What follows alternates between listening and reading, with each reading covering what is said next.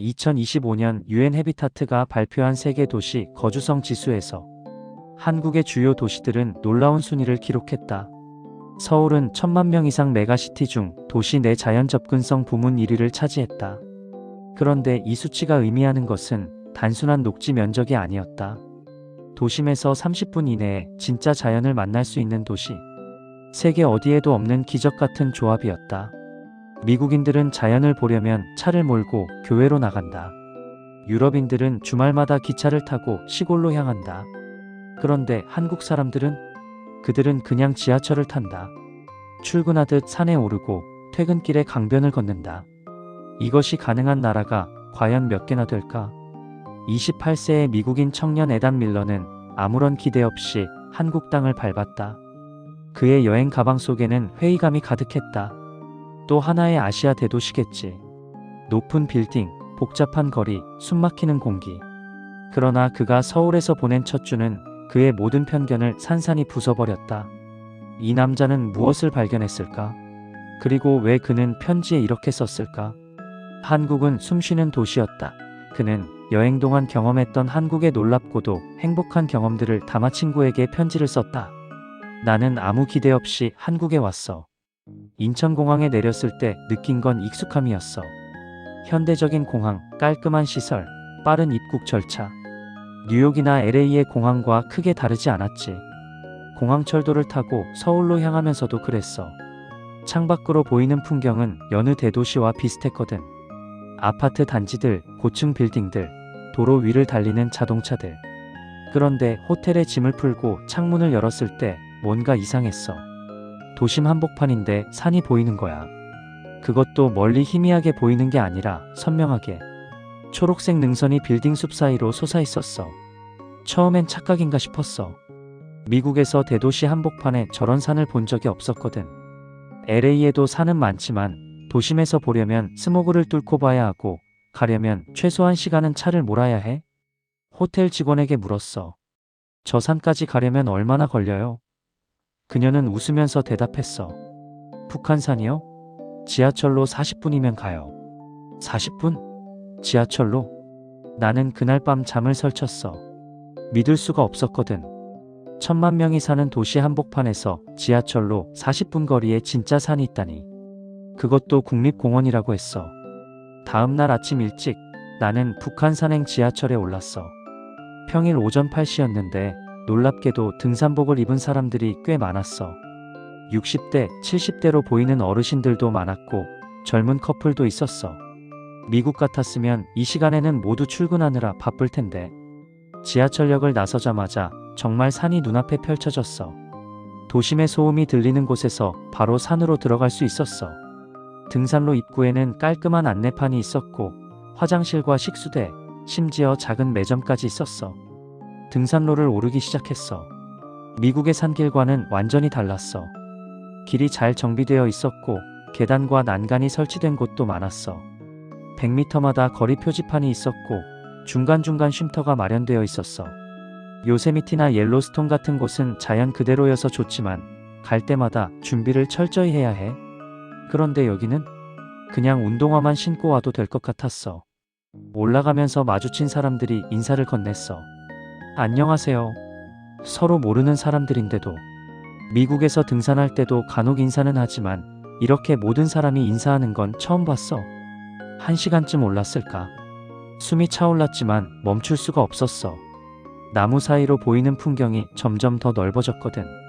그리고 드디어 정상 근처에 도착했을 때 나는 그 자리에 서서 한참을 멍하니 서 있었어. 서울 전체가 발밑에 펼쳐져 있었어. 63빌딩, 롯데월드타워, 남산타워. 책에서만 보던 건물들이 손에 잡힐 듯 가까웠어. 그런데 놀라운 건 그게 아니었어. 빌딩 숲 사이사이에 초록색 산들이 박혀 있었어. 도시 한가운데를 한강이 유유히 흐르고 있었고 강변을 따라 긴 초록색 띠가 이어져 있었어. 그게 공원이라고 했어. 강변 전체가 공원이라니. 옆에 서 있던 한국인 아저씨가 영어로 말을 걸었어. 뷰터펄 라이트? 나는 고개를 끄덕였어. 말이 안 나왔거든. 아저씨는 이곳에 일주일에 3번 온다고 했어. 출근 전에 산에 올랐다가 회사로 간다고. 나는 물었어. 일주일에 3번이나요? 시간이 어떻게 되세요? 그는 웃으며 대답했어. 여기는 가깝잖아요. 아침 운동 삼아 오는 거죠. 그 순간 깨달았어. 한국 사람들에게 사는 특별한 곳이 아니었어. 그냥 동네 공원처럼 자주 가는 곳이었어. 서울에서 사흘을 보낸 뒤 나는 부산으로 갔어. KTX라는 고속열차를 탔는데 2시간 반 만에 부산에 도착했어. 뉴욕에서 보스턴 가는 것보다 빠르더라고. 부산에서의 첫인상은 해운대 해변이었어. 호텔에서 걸어서 10분 거리였어. 도심 한복판에 이렇게 넓고 깨끗한 해변이 있다는 게 또 한 번 충격이었어. 샌디에이고나 마이애미 해변도 좋지만 거기는 도심이랑 좀 떨어져 있잖아. 그런데 여기는 해변 바로 뒤에 고층 빌딩들이 줄지어 서 있었어. 저녁 무렵 해변을 걸었어. 노을이 바다를 붉게 물들이고 사람들이 모래사장에 앉아 있었어. 가족들, 연인들, 친구들. 강아지를 산책시키는 사람들도 있었고 조깅하는 사람들도 있었어. 밤이 되자 해변은 또 다른 모습이었어. 조명이 켜지고 사람들은 여전히 산책을 했어. 나도 혼자 걸었는데 전혀 불안하지 않았어. LA 해변은 밤에 혼자 걷기 좀 꺼려지거든. 그런데 여기는 아이들까지 뛰어다니고 있었어. 가장 놀라운 건 청결이었어. 이렇게 많은 사람이 다녀가는데 쓰레기가 거의 안 보였어. 곳곳에 쓰레기통이 있었고 사람들은 자기 쓰레기를 챙겨갔어. 일주일 동안 한국에 있으면서 나는 매일 아침 산책을 했어. 서울에서는 청계천을 따라 걸었고 부산에서는 해변을 걸었어. 그러면서 느낀 게 있어. 한국은 자연을 도시에서 분리하지 않았어. 함께 살도록 만들었어. 미국에서는 자연을 보존한다는 명목으로 도시와 멀리 떨어뜨려 놨어. 그래서 자연을 즐기려면 항상 차를 타고 멀리 나가야 해. 주말마다 몇 시간씩 운전해서 국립공원에 가고 캠핑을 하고 다시 돌아와. 그게 자연을 즐기는 방법이라고 생각했어. 그런데 한국에서는 사람들이 출근길에 산에 들르고 퇴근길에 강변을 걷고 주말 아침에 해변에서 커피를 마셔. 자연이 삶의 일부야. 한국을 떠나기 전날 밤 나는 다시 북한산 입구 근처를 찾았어. 산 아래 작은 식당에서 저녁을 먹었는데 창밖으로 어둠 속에 우뚝 선 산이 보였어. 도시의 불빛이 산 아래를 밝히고 있었고 산 위에는 별이 떠 있었어. 그 풍경을 보면서 생각했어. 이게 진짜 발전이구나. 기술과 자연, 도시와 산, 사람과 환경이 공존하는 것. 그게 진짜 선진국이구나. 친구야, 이런 자연과 도시의 공존은 내가 본 어느 나라에서도 없었어. 한국은 숨쉬는 도시였어. 2024년 글로벌 컨설팅 기업 맥킨지가 발표한 세계 도시 교통 효율성 지수에서 서울은 뉴욕, 런던, 도쿄를 제치고 1위를 차지했다. 정시 운행률 99.9%, 평균 대기 시간 3분, 환승 소요 시간 5분 이내. 이 숫자들은 단순한 통계가 아니었다. 1000만 명이 매일 의존하는 생명줄이었다. 뉴욕 지하철은 하루 평균 70건의 지연이 발생한다. 런던은 파업으로 1년에 수십 일을 멈춘다. LA는 애초에 대중교통이 제대로 작동하지 않는다. 그런데 서울에서는 사람들이 지하철 시간표를 보지 않는다. 왜? 어차피 올 거니까. 이 시스템을 처음 경험한 외국인들은 공통된 반응을 보인다. 믿을 수 없다는 표정. 그리고 자국의 교통 시스템을 떠올리며 느끼는 좌절감. 에단 밀러는 한국에서의 두 번째 주 교통 시스템을 본격적으로 경험하기 시작했다. 그는 의도적으로 길을 잘못 들었고 급하게 환승했고 러시아워에 지하철을 탔다. 시스템의 약점을 찾고 싶었다. 그러나 그가 발견한 것은 약점이 아니었다. 그것은 한 나라가 시민들에게 줄 수 있는 가장 큰 선물이었다. 시간에 대한 신뢰. 이번엔 한국의 교통 시스템 이야기를 해야겠어. 서울 첫날 나는 호텔 직원에게 물었어. 지하철역이 어디 있나요? 그녀가 웃으며 대답했어. 여기서 3분 거리예요. 나가서 왼쪽으로 가시면 돼요. 3분? 설마 했지. 뉴욕에서 3분 거리라고 하면 보통 10분은 걸어야 하거든. 그런데 진짜 3분이었어. 역 입구에 들어서자마자 느낀 게 있었어. 깨끗했어. 냄새도 안 났어. 뉴욕 지하철역 특유의 퀴퀴한 냄새, 그거 없었어. 대신 에어컨 바람이 시원하게 불어왔어. 개찰구를 통과하는데 카드 하나로 됐어. 티머니 카드라고 했어. 버스도 지하철도 편의점도 이 카드 하나로 해결된다고. 뉴욕은 메트로 카드 따로, 버스 카드 따로, 그것도 자주 고장나는데. 플랫폼에 내려갔어. 전광판에 다음 열차 도착 시간이 떠 있었어. 2분 후 도착. 나는 시계를 봤어. 정말 2분 후에 올까? 정확히 2분 후 열차가 들어왔어. 나는 웃음이 나왔어. 우연이겠지. 한두 번은 맞을 수 있어. 그런데 그날 하루 종일 지하철을 타면서 깨달았어. 우연이 아니었어. 매번 정확했어. 3분이면 3분, 5분이면 5분. 오차가 거의 없었어. 그날 저녁 나는 러시아워에 지하철을 탔어. 일부러 그랬어. 진짜 테스트를 해보고 싶었거든. 오후 6시 강남역. 사람들로 가득했어. 뉴욕의 타임스퀘어역만큼이나 붐볐어. 그런데 놀라운 일이 벌어졌어. 사람들이 질서정연하게 줄을 섰어. 플랫폼 바닥에 그려진 선을 따라서. 열차가 도착하면 먼저 내리는 사람들이 다 내릴 때까지 기다렸어. 그리고 나서 탔어. 밀치지 않았어. 소리 지르지 않았어. 뉴욕에서는 문이 열리기 무섭게 사람들이 우르르 몰려들어.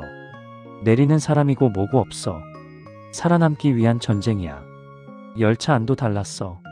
시끄럽지 않았어. 사람들이 조용히 앉아서 휴대폰을 보거나 책을 읽었어. 통화하는 사람도 거의 없었어. 미국에서는 큰 소리로 통화하는 사람, 음악 틀어놓고 춤추는 사람, 구걸하는 사람이 흔하잖아.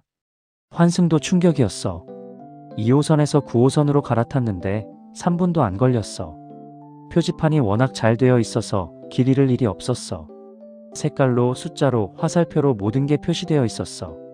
영어, 중국어, 일본어까지. 뉴욕에서 환승하려면 지도 보고 사람들한테 물어보고 헤매다가 겨우 찾아. 그것도 한참 걸어야 해. 다음 날은 버스를 타봤어. 버스 정류장에 전광판이 있었어. 273번 버스, 2분 후 도착. 또 정확하더라고. 2분 후에 왔어. 버스 안에서 내릴 때도 카드만 찍으면 끝이었어. LA에서는 버스 시간표가 있어도 안 맞아. 30분 기다리는 건 기본이고 아예 안 오는 경우도 있어. 그래서 LA 사람들은 차 없이는 못 살아. 한국에서 일주일을 보내면서 나는 대중교통만으로 모든 곳을 다녔어.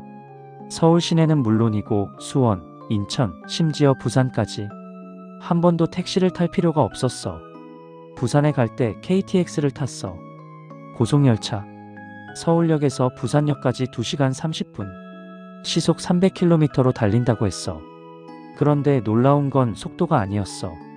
정시였어. 출발 시간 정확히 맞춰서 출발했어. 도착 시간도 정확했어. 2시간 30분이라고 하면 정말 2시간 30분이었어. 미국의 암트랙은 항상 지연돼. 30분, 1시간, 심지어 몇 시간씩. KTX 안에서 창밖을 보면서 생각했어. 이게 가능한 이유가 뭘까? 단순히 기술의 문제일까? 아니었어.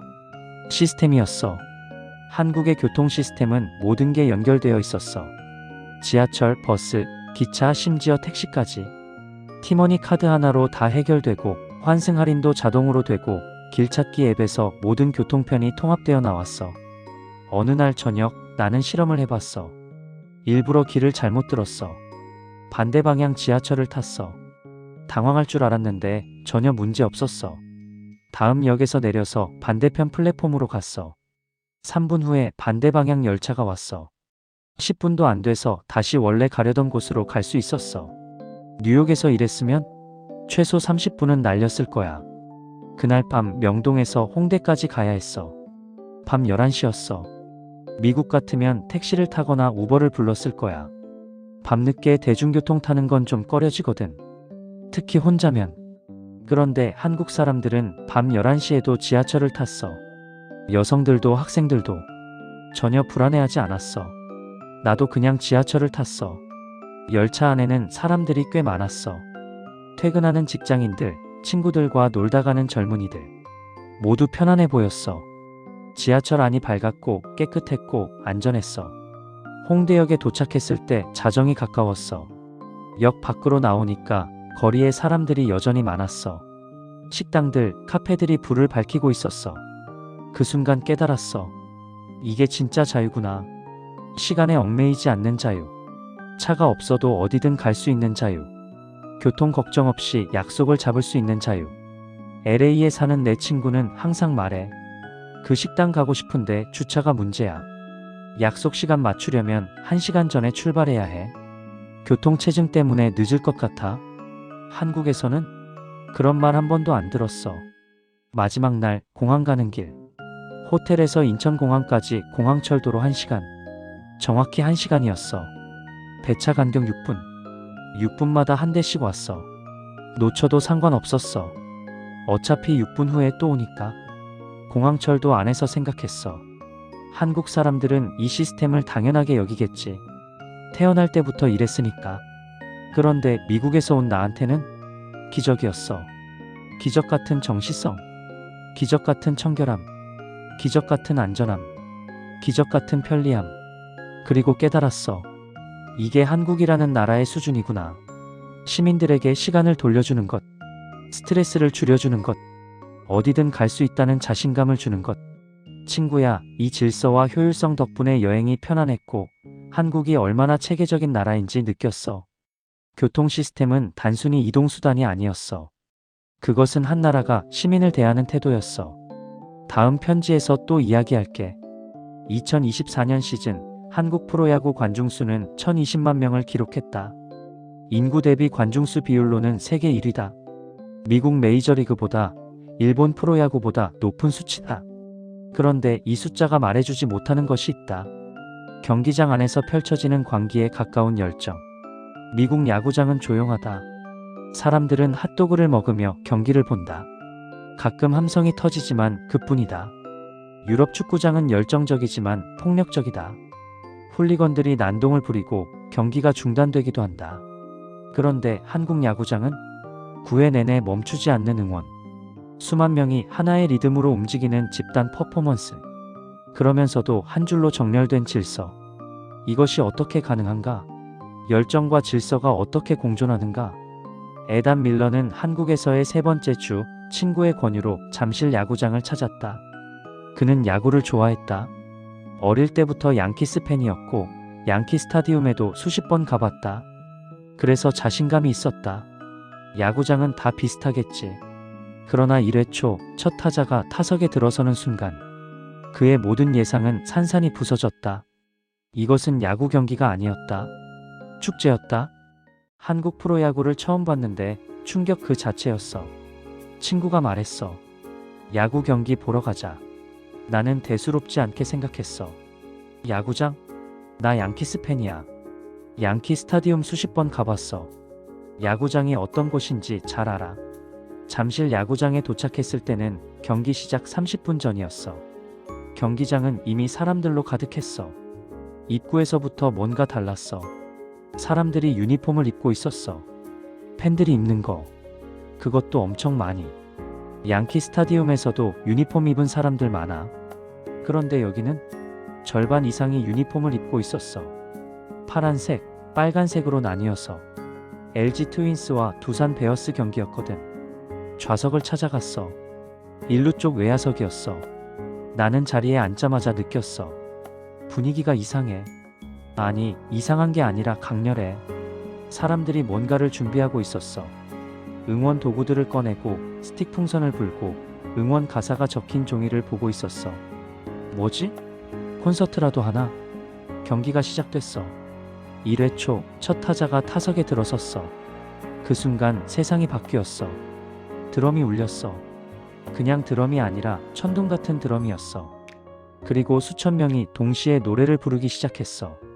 LG, LG, LG 트윈스. 스틱 풍선을 흔들면서 나는 입을 벌리고 앉아 있었어. 이게 뭐야? 경기 시작한 지 10초도 안 됐는데 응원단장이 앞에서 지휘했어. 마치 오케스트라 지휘자처럼. 팔을 높이 들면 사람들이 일어나서 소리를 질렀고 팔을 내리면 박수를 쳤어. 수만 명이 한 사람처럼 움직였어. 타자가 공을 쳤어. 안타였어. 함성이 터졌어. 내 고막이 찢어질 것 같았어. 그런데 놀라운 건 함성이 끝나자마자 다시 응원가가 시작됐어. 쉬지 않았어. 양키 스타디움에서는 타자가 나오면 잠깐 환호하고 공 치면 또 환호하고 그 다음엔 조용해. 사람들이 핫도그 먹고 맥주 마시고 친구랑 떠들어. 경기는 배경이야. 그런데 여기는 경기가 전부였어. 모든 사람이 경기에 집중하고 있었어. 그리고 멈추지 않고 응원했어. 더 놀라운 건 뭔지 알아? 응원가였어. 선수마다 다른 응원가가 있었어. 타자가 바뀔 때마다 다른 노래가 나왔어. 그것도 즉시. 준비하는 시간 없이 바로 4번 타자가 나왔어. 김현수, 김현수. 사람들이 외쳤어. 응원가가 바뀌었어. 멜로디도 가사도 완전히 다른 노래였어. 그런데 모두가 알고 있었어. 수만 명이 동시에 불렀어. 이 사람들 언제 이걸 다 외운 거야? 옆에 앉은 한국인에게 물었어. 이 응원가들 어떻게 다 알아요? 그가 웃으며 대답했어. 시즌 시작하면 다 외워요. 매일 오다 보면 자연스럽게요. 매일? 매일 와. 3회쯤 됐을 때 나는 깨달았어. 이 사람들은 야구를 보러 온 게 아니야. 응원하러 온 거야. 경기를 관람하는 게 아니라 경기에 참여하는 거야. 5회 말 공격 교대 시간. 잠깐의 쉬는 시간이라고 생각했어. 양키 스타디움에서는 이때 화장실 가고 간식 사러 가고 그러거든. 그런데 여기는 음악이 나왔어. 대형 스크린에 춤추는 영상이 나왔고 사람들이 따라 췄어. 수만 명이 동시에 같은 춤을 췄어. 날라리 댄스라고 했어. 나도 웃으면서 따라했어. 옆 사람이 웃으면서 동작을 알려줬어. 처음 보는 사람인데도 6회, 7회, 8회. 응원은 멈추지 않았어. 아니, 오히려 강해졌어. 사람들의 목소리가 쉬어가는데도 멈추지 않았어. 8회 말 LG가 1점 뒤지고 있었어. 중요한 순간이었어. 사람들의 응원이 절박해졌어. 이기자, 이기자, 이기자. 수만 명이 외쳤어. 드럼 소리가 더 크게 울렸고 스틱 풍선이 더 격렬하게 흔들렸어. 타자가 2루타를 쳤어. 주자가 홈으로 들어왔어. 동점이었어. 경기장이 폭발했어. 사람들이 뛰어올랐어. 서로 껴안았어. 모르는 사람끼리. 나도 옆 사람과 하이파이브를 했어. 그 사람은 눈물을 흘리고 있었어. 야구 경기에서 우는 거야? 9회 말 끝까지 갔어. LG가 이겼어.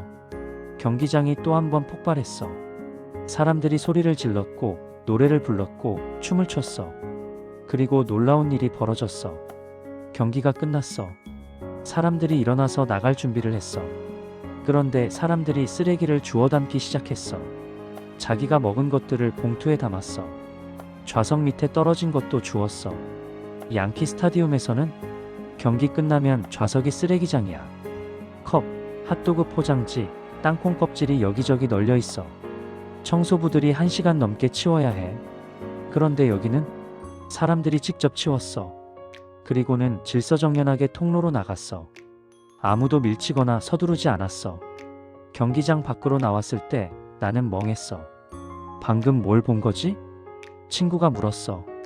어땠어? 나는 말했어. 미국 야구랑 완전히 달라. 이건 축제야. 친구가 웃었어. 우리는 이게 보통이야. 매 경기가 이래. 집으로 돌아오는 지하철 안에서 생각했어. 왜 한국 야구는 저렇게 열정적일까? 그런데 동시에 질서정연할까? 미국 야구장은 개인주의야. 각자 자기가 보고 싶은 대로 봐. 조용히 보든 떠들며 보든 중간에 나가든 자유야. 유럽 축구장은 열정적이지만 위험해. 훌리건들이 난동 부리고 싸움이 일어나고 경찰이 출동해. 그런데 한국 야구장은 열정과 질서가 공존했어. 수만 명이 미친 듯이 응원하면서도 서로를 존중했어. 자리를 침범하지 않았어. 쓰레기를 버리지 않았어. 상대팀 팬을 욕하지 않았어. 옆자리에 두산 팬이 앉아 있었는데 경기 내내 서로 농담하며 웃었어.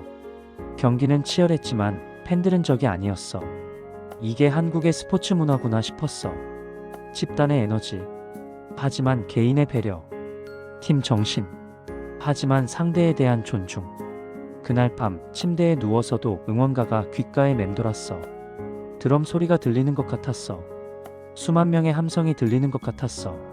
그리고 생각했어. 이게 바로 한국이구나. 열정적이지만 절제된, 강렬하지만 질서 있는, 개인이지만 함께하는. 친구야, 한국의 스포츠 문화는 단순한 경기 이상이었어. 모두가 하나로 움직이는 축제였어. 유네스코 세계문화유산. 한국은 국토 면적 대비 세계유산 등재 밀도가 세계 5위다. 남한 면적은 미국의 1%에 불과하지만 세계유산은 16개. 5천년 역사가 10만 제곱킬로미터 안에 압축되어 있다. 그런데 놀라운 것은 유산의 개수가 아니다. 그것을 대하는 태도다. 이탈리아의 유적지는 관광 상품이다. 그리스의 신전은 과거의 잔해다. 이집트의 피라미드는 사진 찍는 배경이다. 모두 박제된 역사다.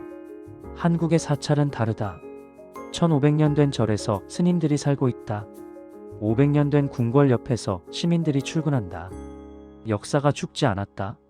숨쉬고 있다. 그러면서도 여행자를 위한 배려가 있다.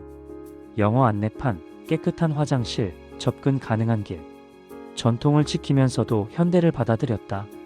에단 밀러는 한국에서의 네 번째 주 역사 탐방을 시작했다. 그는 역사학을 부전공했다. 유럽과 중동의 유적지를 여러 곳 다녀봤다. 그래서 기대치가 높았다. 그러나 조계사에 들어선 순간 그는 깨달았다. 이것은 관광지가 아니었다. 살아있는 역사였다. 과거와 현재가 하나로 흐르는 곳. 오늘은 한국의 전통 문화를 경험하기 위해 길을 나섰어. 서울 한복판 종로구에 조계사라는 절이 있어.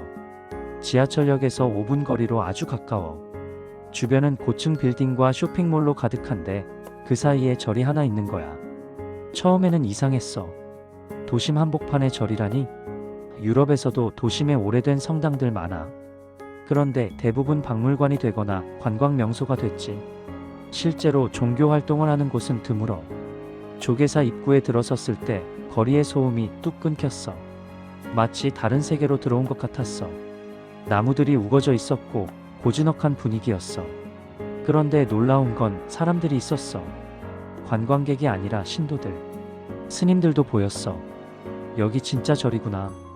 박물관이 아니라. 나는 큰 법당 앞에 섰어. 사람들이 절을 하고 기도도 하고 있었어. 분위기는 매우 조용했고 평화로웠어. 도심 한복판인데 옆에 계신 한국인 할머니 한 분이 들어가 보라고 말씀하셨어. 나는 신발을 벗고 법당 안으로 들어갔어. 법당 안은 고요했어. 금빛 불상이 앞에 있었고 천장에는 화려한 그림들이 그려져 있었어. 향 냄새가 났어. 사람들이 조용히 앉아서 기도하고 있었어. 그 순간 느꼈어. 이건 관광지가 아니야. 이건 진짜 종교 공간이야. 1000년 전에도 사람들이 이렇게 앉아서 기도했을 거야. 지금도 똑같이. 다음 날 이번엔 경복궁에 갔어. 서울 한복판에 있는 궁궐이야. 1395년에 지어졌다고 했어. 600년이 넘었어. 나는 입구에서 표를 끊고 입장했어. 3,000원. 미국 돈으로 3달러도 안 돼. 유럽의 유적지들은 입장료가 20유로, 30유로 하거든. 루브르 박물관은 17유로야. 궁궐 안으로 들어갔는데 엄청 넓었어. 건물들이 질서정연하게 배치되어 있었고 각 건물마다 안내판이 있었어. 한국어, 영어, 중국어, 일본어로. 놀라운 건 보존 상태였어. 600년 된 건물들이 깨끗했어. 건축물들이 매우 잘 관리되어 있었어. 유럽의 오래된 성들은 대부분 폐허가 되어 있거나 복원해도 옛 모습을 잃어버린 경우가 많아. 그런데 여기는 옛 모습을 유지하면서도 깔끔했어. 근정전이라는 큰 건물 앞에 섰어. 왕이 정사를 보던 곳이라고 했어. 웅장했어. 그런데 동시에 조화로웠어. 주변 산과 어울렸고 하늘과 어울렸어. 한복 입은 사람들이 많았어. 관광객들인데 한복을 빌려 입고 궁궐을 돌아다니는 거야. 처음에는 이상했어. 코스프레인가? 그런데 보다 보니 자연스러웠어. 600년 전 이곳을 걸었던 사람들도 저런 옷을 입었을 거야. 오후에는 창덕궁에 갔어. 경복궁 옆에 있는 또 다른 궁궐이야. 여기는 왕실 정원이 유명하다고 했어. 나는 투어 신청을 했고 가이드와 함께 들어갔어. 우리는 숲길을 걸었어. 나무들이 수백 년은 됐을 것 같았어. 연못이 있었고 정자가 있었어. 가이드가 설명했어. 이 나무는 300년 됐습니다. 이 연못은 자연 그대로 유지하고 있어요. 왕들이 이곳에서 휴식을 취했습니다. 나는 멈춰 섰어. 300년 된 나무. 그 나무가 본 것들. 왕들, 신하들, 역사의 순간들. 그 모든 것이 이 나무 안에 담겨 있어. 부산에 갔을 때 해동용궁사라는 절에 갔어. 바다 옆에 있는 절인데 1376년에 지어졌다고 했어. 절로 가는 계단을 내려갔어. 바다가 보였어. 파도 소리가 들렸어. 그리고 바위 위에 지어진 절이 나타났어. 숨이 멎는 것 같았어. 절이 바다와 하나였어. 파도가 바위를 때리고 절은 그 위에 조용히 서 있었어. 650년 동안 그렇게 서 있었어. 이번엔 법당으로 들어갔어. 창문 너머로 바다가 보였어. 사람들이 기도하고 있었어. 파도 소리가 연불 소리와 섞였어. 그 순간 알았어. 한국 사람들은 자연과 역사를 분리하지 않아. 하나로 봐. 절은 자연 속에 있고 자연은 절 안에 있어. 경주에도 갔어. KTX로 서울에서 2시간이면 갈 수 있어. 경주는 도시 전체가 역사박물관이라고 했어. 1000년 전 신라시대의 수도였대. 불국사에도 다녀왔어. 유네스코에 등재된 세계문화유산이야. 751년에 지어졌어. 무려 1300년 전이야. 절 입구에 돌계단이 있었어. 청운교, 백운교라고 했어. 1300년 된 계단. 나는 그 계단을 밟으면서 생각했어. 1300년 동안 얼마나 많은 사람들이 이 계단을 밟았을까? 절 안으로 들어갔어. 금동불이 있었어. 석가탑, 다보탑도 있었어. 모두 국보라고 했어. 놀라운 건 이 모든 게 지금도 사용되고 있다는 거야. 박물관에 전시된 게 아니라 스님들이 살고 신도들이 찾아오고 기도가 이어지고 있어. 이탈리아의 콜로세움은 폐허야. 그리스의 파르테논 신전도 폐허야. 아름답지만 죽어 있어. 그런데 불국사는 살아있어. 석굴암에도 갔어. 불국사에서 산을 올라가면 나와. 751년에 만들어진 석굴. 화강암을 깎아서 만들었대. 석굴 안으로 들어갔어. 본존불이 앉아 있었어. 유리병 너머로 봤어. 직접 가까이 갈 수는 없었어. 보존 때문에. 그 불상을 보는 순간 말이 안 나왔어. 1300년 전 사람들이 이걸 만들었어. 현대 기술도 없이. 그런데 완벽했어. 비례가, 표정이, 분위기가. 가이드가 말했어. 석굴암은 과학적으로도 놀라운 건축물입니다. 습도 조절이 자동으로 돼요. 1300년 전 기술로요. 1300년 전에 자동 습도 조절이 되다니. 놀라웠어. 그날 저녁 경주 시내를 걸었어. 길을 걷다 보면 고분이 나와. 왕릉들. 공원처럼 관리되어 있었어. 사람들이 산책하고 조깅하고 가족들과 시간을 보냈어. 역사 유적 옆에서 조깅을 하다니. 그게 한국이었어. 역사를 특별한 곳에 가둬두지 않아. 일상 속에 둬. 사람들이 그 속에서 살아. 마지막 날 서울 북촌 한옥마을에 갔어. 전통 가옥들이 모여있는 동네야. 그런데 사람들이 진짜 거기서 살고 있었어. 카페도 있었고 식당도 있었고 게스트하우스도 있었어. 나는 전통 가옥에서 커피를 마셨어. 창문 너머로 기와지붕들이 보였고 멀리 고층 빌딩들이 보였어. 과거와 현재가 한 프레임 안에 있었어. 바로 그거였어. 한국은 과거를 버리지 않았어. 그렇다고 과거에 갇히지도 않았어. 과거와 현재를 함께 살아가고 있었어. 유럽은 과거를 박물관에 넣었어. 미국은 과거가 짧아서 애초에 고민이 없어. 중국은 과거를 많이 잃어버렸어.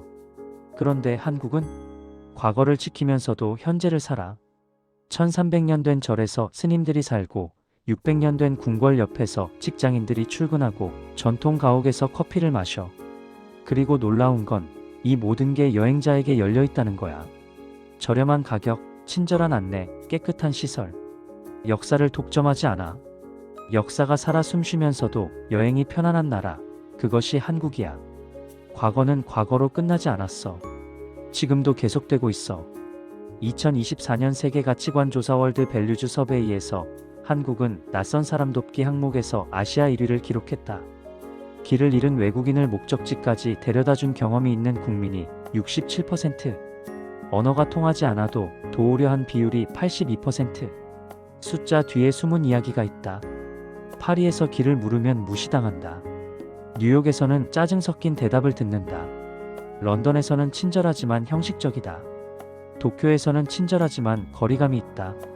그런데 서울에서 길을 물으면 그 사람은 자기 일을 멈춘다. 지도를 함께 본다. 때로는 직접 데려다 준다. 왜? 무엇이 이들을 움직이는가? 에단 밀러는 한국에서의 여행 5주차에 우연히 길을 잃었다. 휴대폰 배터리가 나갔고 한국어를 할 줄 몰랐고 주변에 아는 사람이 없었다. 완벽한 재난 상황이었다.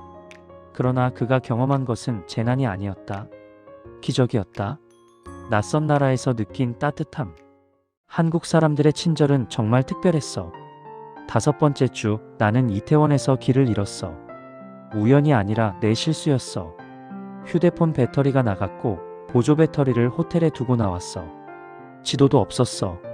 한국어도 못해. 망했다. 주변을 둘러봤어.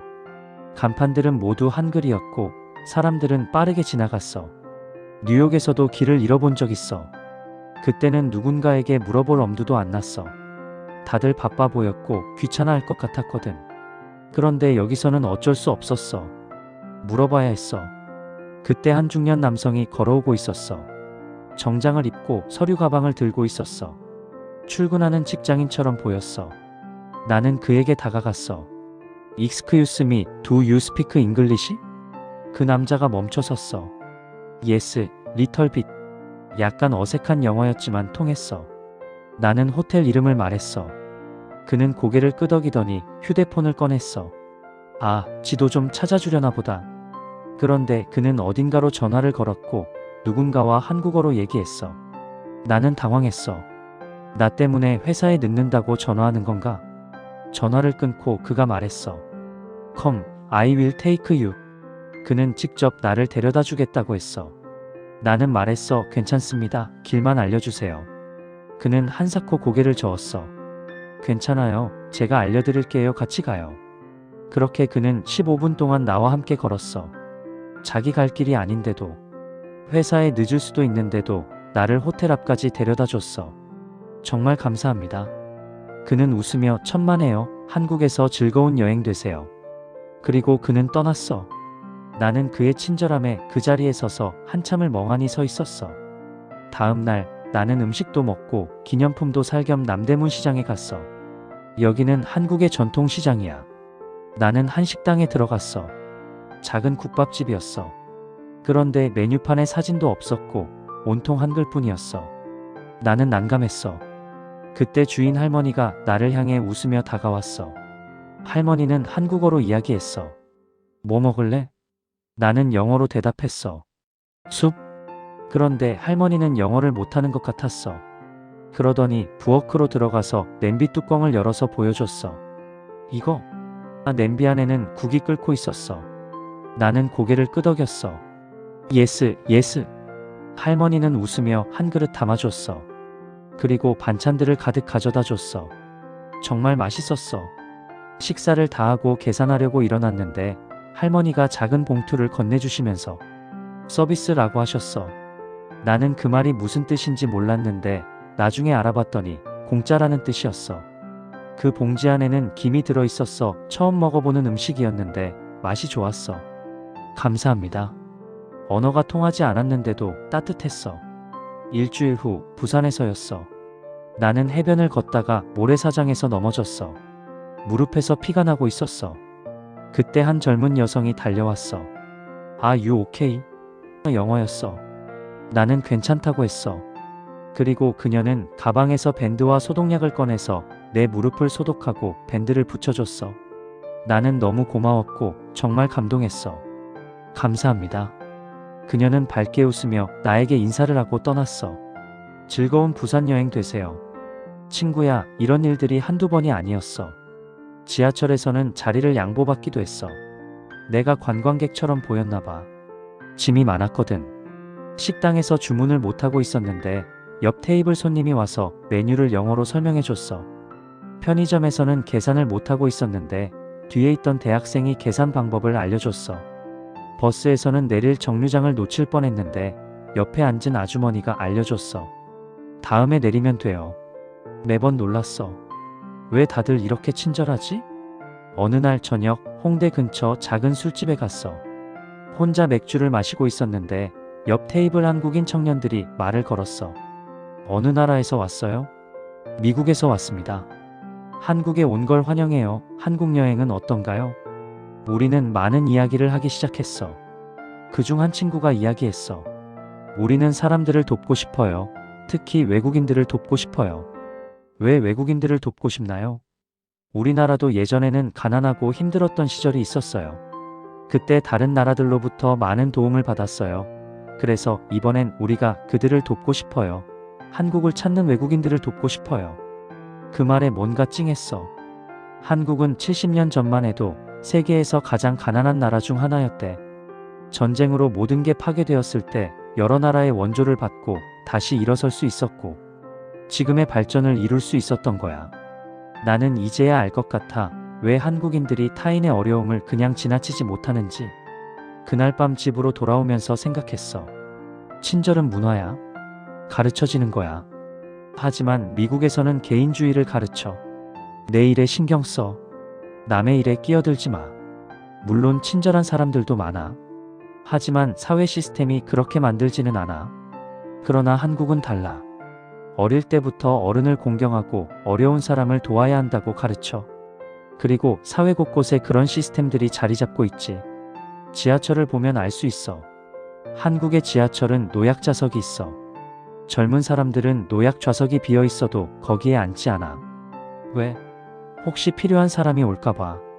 뉴욕 지하철에도 노약 좌석은 있어. 하지만 다들 앉아. 정말 노인이 오면 그때 일어나지. 이것은 작은 차이 같지만 큰 차이야.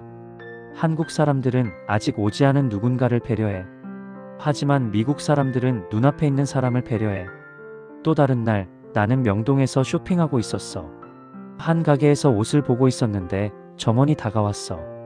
그녀는 내가 외국인인 걸 알아보고 완벽하진 않지만 영어로 이야기하려고 노력했어. 그녀는 친절하게 설명을 해주었지만 옷이 너무 비싸서 살 수가 없었어. 물건을 사지 않고 나오면서 나는 미안하다고 했어. 그러나 그녀는 환하게 웃으며 괜찮다고 말하면서 따뜻하게 인사해줬어. 괜찮아요. 즐거운 여행 되세요. 짜증이 하나도 없었어. 미국 가게에서는 물건을 안 사고 나가면 찡그린 얼굴 보게 될 거야. 마지막 날 인천공항으로 가는 길이었어. 지하철역에서 계단을 올라가는데 큰 캐리어가 무거웠어. 그러던 중 한 남자가 다가왔어. 도와드릴까요?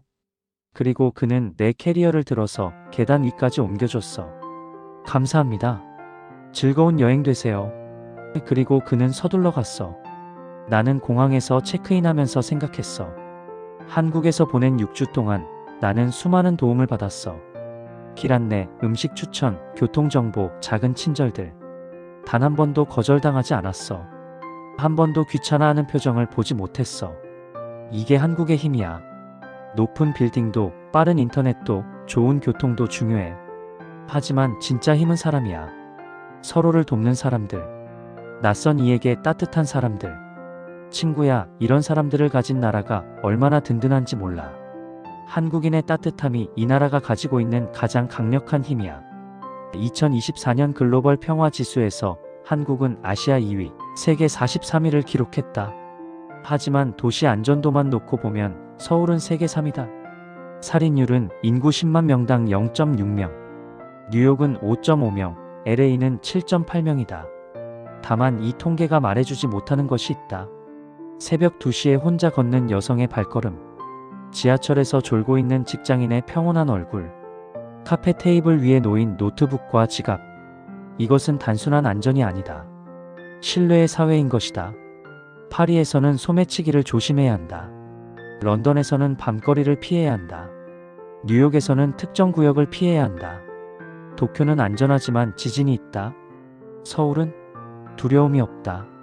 밤이든 낮이든 어디든 걸을 수 있다. 이것이 가능한 이유는 무엇인가? 에단 밀러는 한국에서의 6주차에 의도적으로 위험을 찾아다녔다. 늦은 밤 골목길을 걸어봤고, 붐비는 지하철에서 가방을 느슨하게 메고 다녔고, 카페에서 노트북을 두고 자리를 비우기도 했다. 그러나 그에게 아무 일도 일어나지 않았다. 그 대신 더 놀라운 것을 발견했다. 그가 발견한 것은 한 사회가 도달할 수 있는 가장 높은 수준의 시민의식이었다. 두려움 없는 자유. 이곳 한국은 밤거리를 걷는데도 전혀 두렵거나 불안하지 않았어. 어느 날 밤 11시쯤에 나는 강남역 근처를 걷고 있었어. 거리는 여전히 밝았고 사람들로 붐볐어. 식당들, 카페들, 술집들이 불을 밝히고 있었어. 그런데 놀라운 건 사람들의 표정이었어. 아무도 불안해하지 않았어. 여성들이 혼자 걷고 있었어. 학생들이 웃으며 떠들고 있었어. 노인들이 천천히 산책하고 있었어. LA에서 밤 11시에 거리를 걸으면 주변을 계속 살펴야 해. 누가 따라오는지, 어두운 골목은 없는지, 빨리 가야 할지. 항상 긴장해 있어. 그런데 여기는 긴장할 필요가 없었어. 나는 실험을 해보기로 했어. 일부러 어두운 골목으로 들어갔어. 큰 길에서 벗어나 주택가로 들어갔지. 가로등은 있었지만 사람은 별로 없었어. 이제 좀 불안해지려나? 전혀 그렇지 않았어. 골목은 깨끗했고 조용했어. 그리고 CCTV가 곳곳에 있었어. 멀리서 한 여성이 혼자 걸어오고 있었어. 그녀는 휴대폰을 보며 느긋하게 걸었어. 뉴욕이나 LA에서 혼자 밤에 골목을 걷는 여성은 찾기가 힘들어. 너무 위험하거든. 자정쯤 돼서 나는 24시간 운영하는 편의점에 들어갔어. 점원은 한 명뿐이었어. 20대 초반으로 보이는 여성이었어. 혼자서 자정에 근무하고 있었어. LA에서는 자정에 보통 2~3명이 근무해. 그리고 강도 때문에 방탄유리 뒤에서 근무해야 해. 나는 물을 사면서 물어봤어. 밤에 혼자 일하는 게 무섭지 않아요? 그녀는 웃었어. 왜요? 안전한데요. 안전하다고? 밖으로 나와서 주변을 둘러봤어. CCTV가 보였어. 가로등이 밝았고 경찰서가 가까웠어. 그리고 가장 중요한 건 사람들이 서로를 신뢰한다는 거야. 주말 밤에는 홍대 클럽에 갔어. 클럽 밖에는 사람들이 줄 서 있었어. 술 마신 사람들도 많았어. LA나 뉴욕의 클럽 주변에서는 가끔 싸움이 일어나. 경찰이 출동하기도 하지. 술 취한 사람들이 문제를 일으키곤 해. 그런데 여기는 조용했어. 술 취했어도 사람들은 질서를 지켰어. 소리 지르거나 싸우는 사람이 없었어. 나는 새벽 2시에 클럽을 나왔어. 거리에는 사람들이 여전히 많았어. 택시를 잡으려는 사람들, 버스를 기다리는 사람들, 편의점으로 가는 사람들. 새벽 2시에 하이힐을 신고 짧은 치마를 입은 한 무리의 젊은 여성들이 웃고 떠들고 있었어. 뉴욕에서는 정말 위험한 상황에 처할 수도 있어. 나는 그들을 따라 걸었어. 관찰하려고. 그들은 지하철역으로 갔어. 놀랍게도 새벽 2시에도 지하철이 운행하고 있었어. 나는 역 안으로 들어갔어. 사람들이 꽤 많았어. 클럽에서 나온 사람들, 야근하고 퇴근하는 사람들. 지하철 안 분위기는 평온했어. 열차가 왔고 나는 한쪽 끝에 앉았어. 그 여성들은 반대편에 앉았어. 한 명이 졸고 있었지. 지하철에서 자다니. 뉴욕 지하철에서 자면 소매치기 당하거나 공격당할 수 있어. 그래서 아무도 자지 않아. 그런데 한국 지하철 안에는 여러 사람들이 졸고 있었어. 휴대폰을 손에 든 채로. 가방을 열어둔 채로. 며칠 후 나는 카페에 가서 노트북으로 업무를 보고 있었어. 화장실을 가려고 소지품을 챙기다 주변을 둘러봤어. 그런데 사람들이 노트북과 가방을 테이블에 두고 화장실을 가고 담배도 피우러 가는 거야. 설마 아무 일도 일어나지 않는다고? 미국에서는 노트북을 들고 가야 해. 테이블에 두고 가면 도난당하거든. 반신반의했지만 나도 그들처럼 노트북과 가방을 테이블에 두고 화장실에 다녀와 봤어. 그리고 5분 후에 돌아왔는데 노트북과 가방이 테이블에 그대로 있었어. 옆 테이블 사람이 웃으며 말했어. 한국에서는 괜찮아요. 나는 고개를 끄덕였어. 믿을 수가 없어요. 그는 말했어. CCTV도 많고 사람들이 정직해요. 남의 것을 안 가져가요. 그날 오후 부산 해운대에 갔어. 사람들로 가득했어. 가족들, 커플들, 친구들. 나는 모래사장에 짐을 두고 물에 들어갔어. 미국 해변에서는 짐을 지켜줄 사람이 필요해. 안 그러면 도난당하거든. 그런데 여기는 사람들이 짐을 그냥 두고 수영했어. 휴대폰, 지갑, 가방 그대로 모래사장에 두고 말이야. 나도 해봤어. 가방을 두고 30분 동안 수영하고 돌아와서 확인했어. 이번에도 모두 그대로 있었어. 한 가족이 옆에 있었는데 아버지가 나에게 영어로 말했어. 짐 봐드릴까요? 아, 괜찮습니다. 그는 웃으며 말했어. 여기는 안전해요. 하지만 그래도 조심하세요. 조심하라고 하면서도 그는 이 사회를 믿고 있었어. 저녁에는 광안리 해변을 걸었지. 해가 지고 조명이 켜졌어. 광안대교에 불이 들어왔어. 정말 아름다웠어. 사람들이 산책하고 있었어. 아이들은 뛰어놀고 있었어. 한 여성은 이어폰을 끼고 혼자 조깅하고 있었어. 주변을 전혀 경계하지 않았어.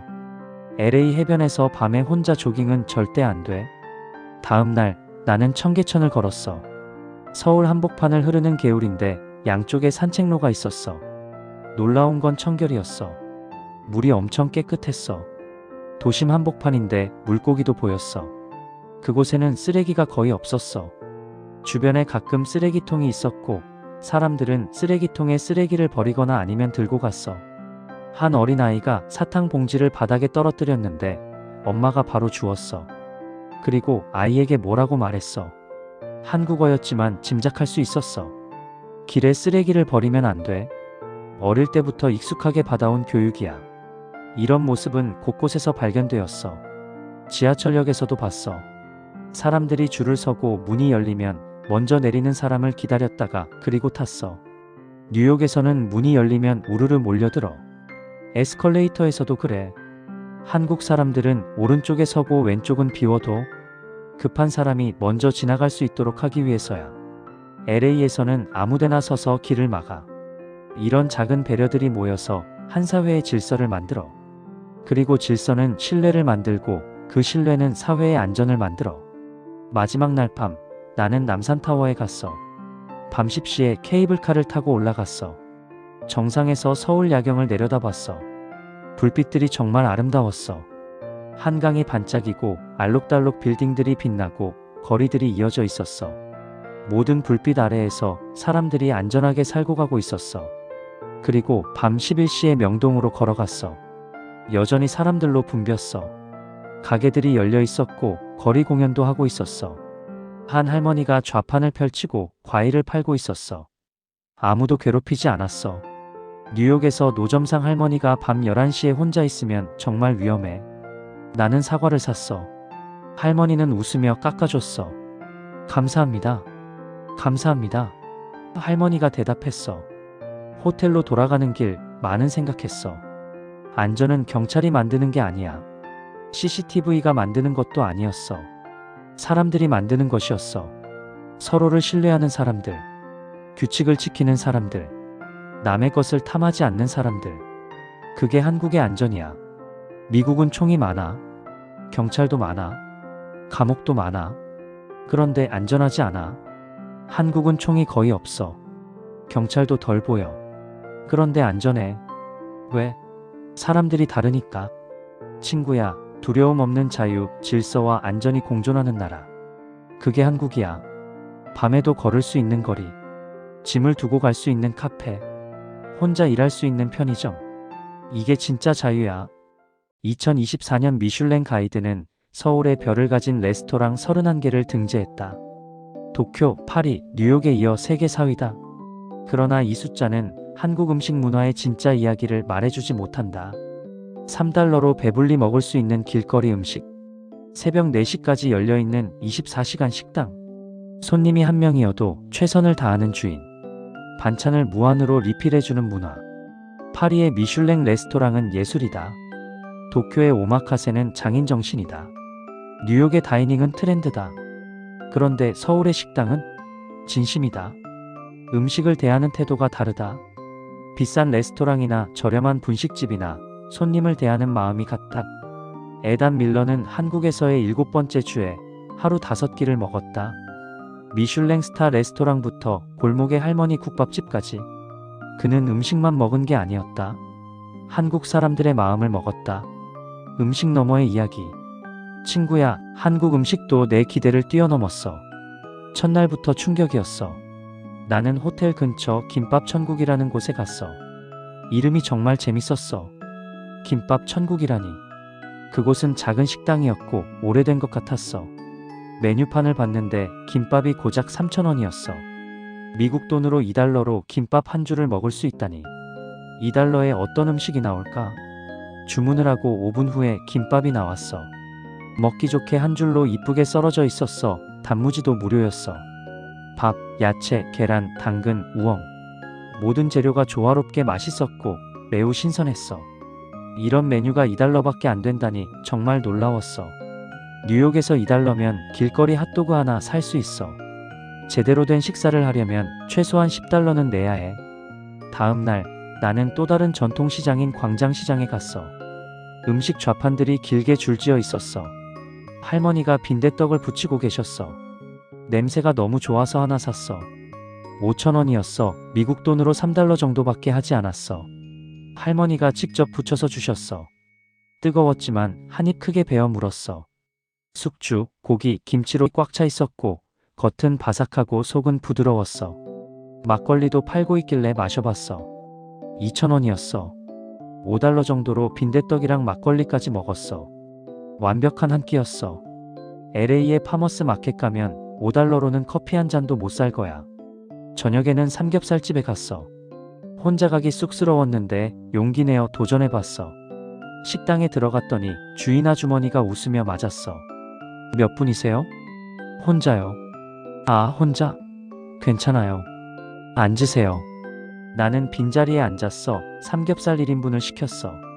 그리고 반찬들이 끊임없이 테이블 위에 올라오기 시작했어. 김치, 상추, 쌈장, 마늘, 파절이, 콩나물. 이게 다 무료인가? 심지어 주인 아주머니가 와서 고기를 직접 구워주셨어. 그리고는 언제 뒤집는지, 어떻게 먹는지 알려주셨어. 이렇게 상추에 싸서 먹어요. 맛있어요. 나는 아주머니가 알려주신 대로 고기쌈을 싸서 한 입 먹었어. 세상에, 너무 맛있었어. 적당한 기름기에 고기는 부드럽고 고소했어. 상추에 싸서 먹으니까 느끼하지도 않았어. 왜 한국 사람들이 삼겹살을 즐겨 먹는지 알 것 같았어. 반찬이 떨어지면 아주머니가 무료로 리필해줬어. 미국 레스토랑에서 반찬 리필은 생각할 수도 없어. 나는 배불리 삼겹살을 먹고 계산하려고 카운터에 갔어. 고기, 밥, 반찬 리필까지 받았는데 15,000원 정도밖에 나오지 않았어. 미국 돈으로 하면 겨우 10달러야. LA에서 고깃집 가면 최소 30달러는 내야 하고 반찬 리필은 추가 비용을 내야 해. 며칠 후 나는 명동에서 떡볶이, 순대, 어묵 같은 길거리 음식을 먹었어. 길거리 작은 좌판에서 할머니가 파는 떡볶이를 시켰어. 3,000원이었어. 종이컵에 떡, 어묵, 계란, 매콤한 소스가 어우러져 있었어. 한 입 먹어봤어. 꽤 매웠지만 단맛도 느껴지면서 맛있었어. 옆에서 할머니가 웃으며 맵지? 나는 고개를 끄덕였어. 할머니가 어묵 국물을 주셨어. 이거 마셔. 어묵 국물을 마셨더니 떡볶이의 매운맛이 가라앉았어. 외국인인 나를 배려해 주신 할머니 덕분에 떡볶이를 맛있게 먹을 수 있었어. 그 다음 주에는 부산에서 밀면을 먹었어. 시원한 국수 요리라고 했어. 작고 오래된 식당이었는데 주인 아저씨가 혼자 운영하고 있었어. 나는 7,000원짜리 밀면을 시켰고 5분 후에 나왔어. 차가운 육수에 국수가 담겨 있고 그 위에 야채, 계란, 고기가 올라가 있었어. 한 입 먹어봤어. 국물은 시원했고 육수 맛이 진했어. 처음 먹어본 맛이었어. 이 육수 몇 시간 끓였을까? 나는 아저씨한테 물었어. 육수 어떻게 만들어요? 아저씨가 자랑스럽게 말했어. 6시간 끓여요. 매일 아침. 아저씨는 7,000원짜리 밀면을 만들기 위해 6시간 동안 육수를 끓이시는 거야. 장인의 정신이 느껴졌어. 저녁에는 자갈치 시장 근처에 있는 횟집에 갔어. 횟집 수조 안에는 다양한 물고기들이 헤엄치고 있었어. 주인 아저씨가 물었어. 뭐 드실래요? 광어요. 아저씨가 광어를 잡아서 앞에서 손질해 주셨어. 5분 후에 먹음직스럽게 접시에 담겨 나왔어. 회는 매우 신선했고 맛은 쫄깃하면서 단맛이 났어. 다양한 밑반찬과 매운탕용 생선머리도 나왔어. 나중에 끓여드릴게요. 회를 다 먹고 나니 아저씨는 매운탕을 끓여주셨어. 뜨끈한 국물에 야채와 생선살을 넣고 푹 끓인 얼큰한 매운탕. 이렇게 푸짐하게 저녁을 먹었는데도 3만 원밖에 하지 않았어. 정말 놀라웠어. LA 일식집에서 이 정도 먹으려면 $80는 내야 해. 그리고 다음날 아침 7시에 호텔 근처 할머니 국밥집에 갔어. 70대쯤으로 보이는 할머니 한 분이 운영하고 계셨어. 뭐 드실래요? 국밥이요. 할머니가 웃었어. 순대국밥? 해장국? 순대국밥이요. 5분 후에 뜨끈뜨끈한 순대국이 나왔어. 고기, 순대, 부추, 김치, 깍두기도 함께 나왔어. 물론 무료였지. 진한 국물 덕분에 여행의 피로가 다 풀리는 듯 했어. 할머니가 물었어. 맛있어? 네. 정말 맛있어요. 할머니가 웃었어. 많이 먹어. 다 먹고 계산했어. 8,000원이었어. 그날 저녁 나는 강남에 있는 미슐랭 스타 레스토랑도 가봤어. 가격은 꽤 비쌌어. 15만 원. 내가 한국에서 가장 비싸게 먹은 식사였어. 코스 요리였어. 전체, 메인, 디저트. 모든 접시가 예술작품이었어. 맛도 아주 훌륭했어. 하지만 진짜 놀라운 건 다른 거였어. 셰프가 직접 나와서 요리에 대해 설명해줬어. 각 요리의 재료, 조리법, 의미. 이 김치는 100일 동안 숙성시켰습니다. 이 소고기는 제주도산입니다. 음식 하나하나에 정성과 자부심이 느껴졌어. 뉴욕의 비싼 레스토랑들은 맛보다는 분위기나 유행 때문에 가는 경우가 많아. 그런데 여기는 음식이 중심에 있었어. 마지막 날 인천공항 가기 전에 분식집에 들려서 떡볶이, 김밥, 튀김을 시켰어. 분식을 이번 여행에서 처음 먹어봤는데 너무 좋아하게 되었거든. 주문을 하고 자리에 앉았는데 아주머니가 물었어. 공항 가요? 네. 그럼 조금 더 줄게요. 비행기에서 드세요. 김밥을 하나 더 싸주셨어. 왜 이렇게까지? 그게 한국이야. 음식을 파는 게 아니라 마음을 파는 거야. LA 식당에서는 서비스는 없어. 정확히 주문한 것만 줘. 공항 가는 길에 아주머니가 싸주신 김밥을 맛있게 먹었어. 그런데 맛보다 더 따뜻한 게 있었어. 마음. 친구야, 한국 음식은 단순한 식사가 아니었어. 문화와 질서, 맛의 조화였어. 그리고 무엇보다 진심이 있었어. 3달러든 100달러든 모든 식사에 정성이 담겨 있었어. 음식을 만드는 사람들의 자부심, 손님을 대하는 마음, 반찬을 리필해주는 배려. 이게 한국의 음식 문화야. 미국에서는 음식이 이익을 남겨야 하는 사업이야.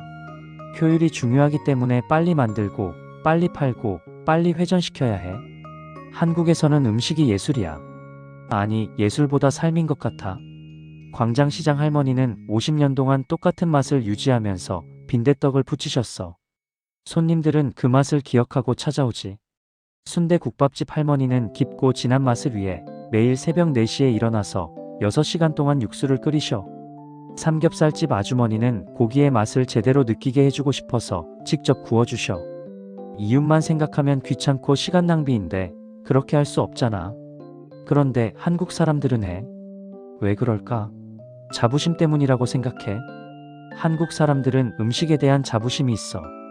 김밥 하는 사람도, 국밥 하는 사람도, 미슐랭 스타 셰프든 길거리 할머니든 모두 자기 음식에 자부심이 있어. 그리고 그 자부심이 맛을 만들어. 어느 날 나는 작은 칼국수 집에 갔어. 동네 작은 식당인데 주인 할아버지가 혼자 운영하고 계셨어. 나는 6,000원짜리 칼국수를 시켰어. 할아버지가 직접 반죽을 밀고 칼로 썰어서 육수에 넣어서 주셨어. 국수는 쫄깃했고 육수는 매우 진했어. 맛있어요. 내가 말했어. 할아버지가 웃었어. 40년 했어. 왜 40년 동안 칼국수만 하세요? 할아버지가 말했어. 내가 만든 칼국수가 제일 맛있으니까. 돈이 아닌 자부심이었어. 가장 맛있는 칼국수를 만들 수 있다는 자부심. 뉴욕에서 40년 동안 같은 음식 파는 사람은 찾기 힘들어. 더 많이 벌 수 있는 다른 일을 하지. 그런데 한국에서는 한 가지 음식만 수십 년 동안 만드신 분들이 많아. 그게 장인 정신이야. 편의점도 놀라웠어. 세븐일레븐, CU, GS25. 어디든 있어. 편의점 음식이지만 아주 괜찮았어. 삼각김밥, 도시락, 컵라면. 특히 삼각김밥은 1,500원. 미국 돈으로 1달러밖에 안 되지만 한 끼 식사로 충분했어. 맛도 다양했어. 참치, 김치, 불고기 맛. LA 편의점에서 1달러면 사탕이나 껌밖에 살 수 없어.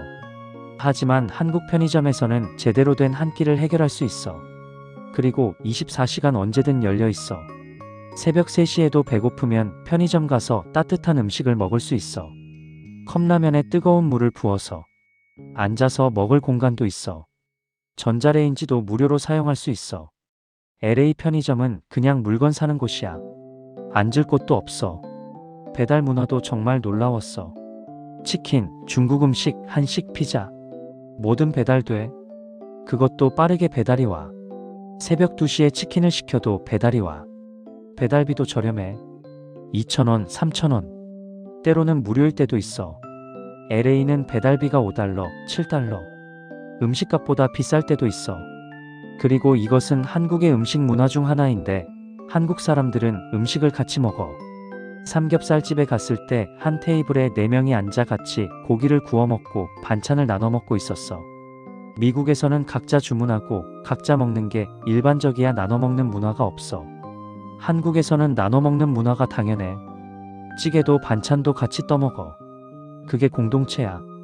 마지막 주에 한 할머니가 운영하는 된장찌개 식당에 갔어. 할머니가 물었어. 어디서 왔어요?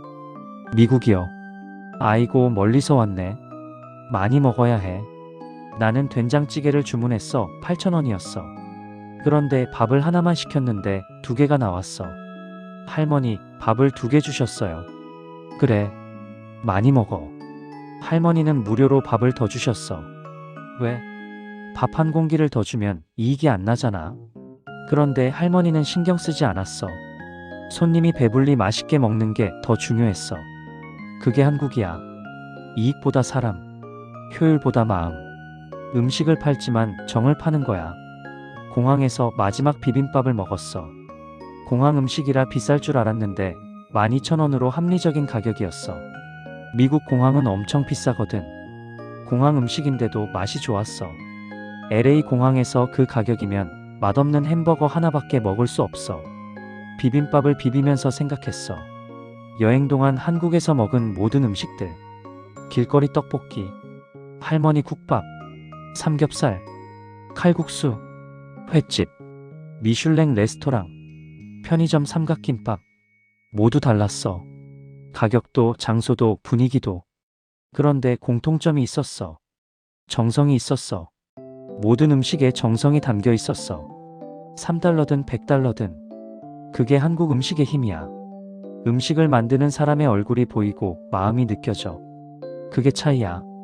비행기에 탑승하면서 나는 아주머니가 싸준 김밥을 다시 봤어. 작은 봉투에 담긴 김밥 한 줄. 이게 한국이야. 작은 것에도 마음을 담는 나라. 음식에도 정성을 담는 나라. 친구야, 한국 음식은 단순한 식사가 아니라 문화와 질서, 맛의 조화였어. 그리고 무엇보다 진심이었어. 매년 1,700만 명의 외국인이 한국을 방문한다. 그중 87%가 다시 방문하고 싶다고 답한다. 세계 평균 재방문 의향률은 62%다. 25%나 더 한국을 방문하고 싶어 한다. 이 숫자가 의미하는 것은 무엇인가? 단순한 관광 만족도가 아니다. 한국은 사람들의 기준을 바꾼다. 도시에 대한 기준, 안전에 대한 기준, 교통에 대한 기준, 사람에 대한 기준. 한번 경험하면 다른 나라가 불편해진다. 지하철이 5분 늦으면 짜증난다. 밤거리가 어두우면 불안하다. 음식에 정성이 없으면 실망한다. 이것이 한국이 남긴 상처다. 아름다운 상처. 더 나은 세상이 가능하다는 것을 보여준 상처. 에단 밀러는 한국에서의 마지막 주를 보내고 있다. 8주 동안 그는 한국의 모든 것을 경험했다. 이제 떠나야 할 시간이다. 그러나 그는 알고 있다. 자신은 미국으로 돌아가지만 한국은 자신 안에 남을 것이라는 것을. 나를 새롭게 만든 나라. 친구야, 한국에서의 여행을 마치며 내 생각이 달라졌어. 마지막 날 아침, 나는 호텔 창문을 열었어. 서울이 깨어나고 있었어. 아침 햇살이 빌딩들을 비추기 시작했어. 저 멀리 북한산이 보였어. 8주 전 같은 창문을 열었을 때가 생각났어. 그때는 무심했어. 또 하나의 대도시겠지. 지금은 모든 것이 익숙하고 정겹게 느껴져. 저 산 정상까지 가봤어. 저 강변을 걸어봤어. 저 거리를 배회했어. 이제 저 도시가 낯설지 않아. 오후에 미국으로 돌아갈 짐을 쌌어. 가방이 올 때보다 무겁진 않았어. 기념품을 별로 안 샀거든. 그런데 마음이 꽉 찬 느낌이 들었어. 마지막 날 아침을 먹으러 나갔어. 마지막이니까 특별한 곳을 가려다가 그냥 호텔 근처 김밥 천국으로 갔어. 처음 한국 와서 먹었던 곳이야. 나는 같은 자리에 앉아서 익숙하게 김밥과 된장찌개를 시켰어. 8주 전에는 모든 것이 낯설고 어려웠어. 젓가락질도 서툴렀고 온통 한국어로 되어 있는 메뉴판 때문에 당황하기도 했어. 그러나 지금은 너무 자연스러워. 젓가락으로 김밥을 집고 수저로 국을 떠먹어. 주인 아주머니께 잘 먹었습니다도 잊지 않고 하지. 8주 만에 많은 것이 달라진 걸 느꼈어. 뭐가 변했을까? 처음에 나는 관찰자였어. 한국을 찾은 수많은 외국인 또는 관광객 중 하나였지. 그런데 시간이 지나면서 참여자가 되었어. 물론 내국인은 아니지만 완전한 관찰자도 아니었어. 지하철 탈 때 오른쪽에 서고 무단횡단을 하지 않고 횡단보도에서 초록불을 기다려. 쓰레기도 분리수거해. 식당에서는 셀프로 물을 가져다 마셔. 왠지 내가 한국이라는 이 사회의 일원이 된 듯한 느낌이 들었어. 공항 가는 시간이 돼서 나는 공항철도역으로 향했어. 지하철 계단을 내려가는데 어떤 할머니가 큰 가방을 들고 계셨어. 나는 자연스럽게 다가갔어. 도와드릴까요? 8주 전이었다면 나는 남의 일이니까 그냥 지나갔을 거야. 할머니가 웃으며 고맙다고 했어. 가방을 들어드리면서 깨달았어. 한국이 나를 바꿨구나. 전철 안에서 창밖을 봤어. 지나가는 풍경들. 아파트, 빌딩, 한강, 공원. 8주 동안 본 것들이 한눈에 스쳐 지나갔어. 북한산 정상에서 본 서울. 야구장에서 느낀 열정. 조계사에서 느낀 평온. 길을 물었을 때 받은 친절. 밤거리의 안전함. 음식의 따뜻함.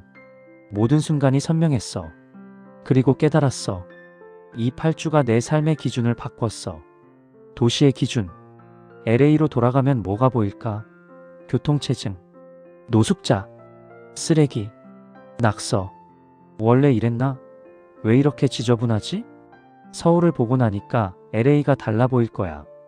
뉴욕 지하철 타면 왜 이렇게 더러워? 왜 늦어? 왜 안내방송이 없어? 서울 지하철을 경험하고 나니까 다른 도시 지하철이 불편할 거야. 밤에 뉴욕 거리 걸으면 왜 이렇게 불안하지? 서울에서는 아무렇지도 않았는데. 한국의 안전을 경험하고 나니까 미국의 불안이 더 크게 느껴질 거야. 누군가에게 길을 물었는데 무시당하면 한국에서는 다들 도와줬는데. 한국 사람들의 친절을 경험하고 나니까 다른 곳의 무관심이 차갑게 느껴질 거야. 식당에서 반찬 리필 안 해주면 한국에서는 무한 리필인데. 한국 음식의 정성을 경험하고 나니까 다른 곳 음식이 성의 없게 느껴질 거야. 이게 8주 동안 한국이 나에게 남긴 것들이야. 더 높은 기준, 더 나은 삶이 가능하다는 증명. 나는 공항에 도착했어. 체크인을 하고 보안 검색을 받고 면세점을 지나 게이트로 갔어. 탑승 시간까지 30분 정도 남았어. 카페에 앉아서 한국에서의 마지막 아메리카노를 마셨어. 창밖으로 비행기들이 보였어. 떠나는 비행기, 도착하는 비행기.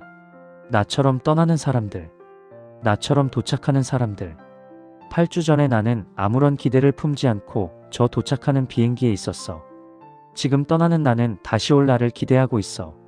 나는 휴대폰 속에 8주 동안 찍은 사진들을 봤어. 북한산 정상, 야구장 응원단, 경복궁 근정전, 해운대 해변, 광장시장 빈대떡, 명동 거리, 청계천, 남산타워. 사진마다 기억이 있었어. 그 순간의 감정이 있었어. 놀라움, 감동, 기쁨, 평화, 따뜻함. 8주 동안 느낀 모든 것들. 그리고 마지막 사진. 어제 호텔 창문에서 찍은 아름다운 서울 야경. 불빛들이 반짝이는 도시. 그 속에서 살아가는 1000만 명. 그들의 삶, 그들의 질서, 그들의 친절, 그들의 문화. 그게 한국이야. 탑승 방송이 나와서 나는 게이트로 갔어. 나는 비행기 좌석에 앉아 창밖을 바라봤어. 바퀴가 땅에서 멀어지는 순간 뭔가 찡했어. 창밖 속 서울이 점점 작아졌어. 그리고 한강과 북한산이 서울이 한눈에 들어왔어. 안녕, 한국. 서울은 곧 구름 뒤로 사라졌어. 내 옆자리에는 중년의 한국 남성이 앉아 있었어. 그는 내게 영어로 물었어. 한국 여행 어떠셨어요? 나는 잠시 생각했어. 뭐라고 대답할까? 놀라웠어요. 모든 게. 그래요? 뭐가 제일 좋았어요? 뭐가 제일? 하나를 고를 수 없었어. 전부요. 도시, 자연, 사람, 음식, 안전, 교통. 모든 게 완벽했어요. 그가 웃었어. 과찬이세요. 한국도 문제 많아요. 물론 완벽한 나라는 없죠. 그런데 한국은 뭔가 다르더라고요. 시민들이 서로를 배려해요. 시스템이 잘 작동해요. 그리고 무엇보다 사람들이 따뜻해요. 그가 고개를 끄덕였어. 그렇게 봐주셔서 감사해요. 다시 오실 거예요? 물론이죠. 꼭 올 거예요. 나는 꼭 다시 올 거야. 왜냐하면 한국은 단순한 여행지가 아니니까. 여행 동안 한국은 내 안에 질문을 남겼어. 왜 우리는 이렇게 살지 못할까? 왜 우리 도시는 이렇게 지저분할까? 왜 우리들은 이렇게 차가울까? 한국은 희망이었어. 더 나은 사회가 가능하다는 증명 같은 거야. 비행기가 태평양 위를 날고 있어. LA까지 11시간. 11시간 후면 나는 미국에 있을 거야. 익숙한 내 집으로. 그런데 이제 내 집이 낯설 것 같아. 한국을 보고 온 눈으로 보면. 왜 거리가 이렇게 더러워? 왜 노숙자가 이렇게 많아? 왜 지하철이 이렇게 낡았어? 그리고 이렇게 생각할 거야. 바꿀 수 있어. 한국처럼. 한국이 나를 바꿨어. 관찰자에서 비평가로. 수용하는 사람에서 요구하는 사람으로. 이제 나는 더 나은 걸 알아. 더 나은 게 가능하다는 걸 알아. 그래서 요구할 거야. 내 도시에, 내 나라에. 왜 우리는 안 돼? 한국은 하는데. 이게 한국이 준 선물이야. 만족하지 않는 마음. 더 나은 걸 향한 갈망. 그리고 생각했어. 나는 한국을 떠났지만 한국은 나를 떠나지 않았어. 오랫동안 내 안에 남아있을 거야. 더 높은 기준으로. 더 따뜻한 마음으로. 더 나은 세상을 향한 믿음으로. 친구야, 한국은 단순한 여행지가 아니었어. 나를 새롭게 만든 나라였어.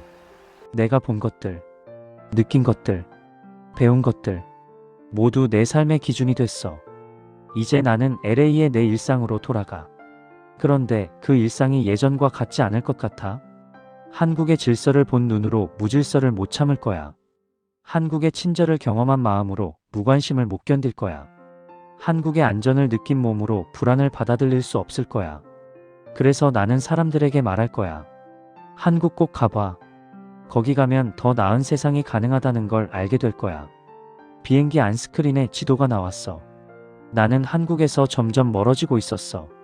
물리적으로는 멀어지고 있지만 마음으로는 더 가까워진 느낌이야. 8주 전에는 한국이 지도 위에 한 점이었어.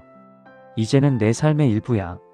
비교의 기준, 희망의 상징, 가능성의 증명, 그리고 언젠가 돌아갈 곳. 나는 눈을 잠시 감았어.